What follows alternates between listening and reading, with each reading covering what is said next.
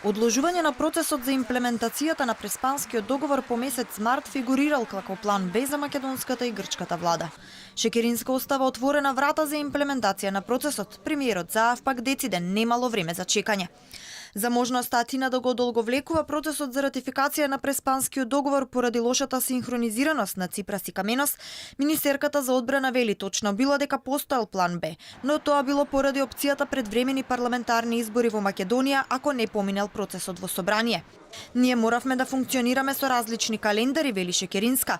Иако сега немала дилеми и очекува ратификацијата да се случи многу побрзо, сепак ја остава отворена можноста како ќе тече процесот и кај двете страни. Моравме да имаме и план како тоа ќе се одрази на датумите, доколку одиме прво на предвремени избори, па дури потоа влеземе во процедура на уставни промени и во тој случај март ќе беше месецот кога ние ќе можевме да исполниме нашиот дел од обврските. Меѓутоа сега немаме дилеми дека овој процес може побрзо да се заврши, но се ќе зависи од тоа како тече процесот прво во Македонија, па дури потоа во Грција.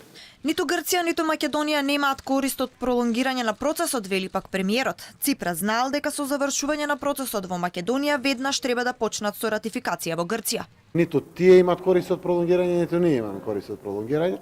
Колку побрзо ги завршиме протоколарните обврски околу парламентите поврзани кај нас уставните промени, кај нив со ратификацијата на договорот, толку повеќе оставаме простор да ги видат граѓаните и на Македонија и на Грција бенефитите.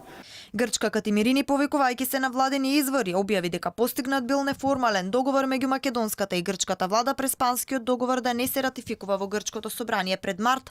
Како причина пак за тоа тие ја наведоа лошата синхронизација меѓу коалиционерите во грчката влада и заканата на Каменос дека ќе излезе од влада кога ќе дојде време за ратификација на Преспанскиот договор.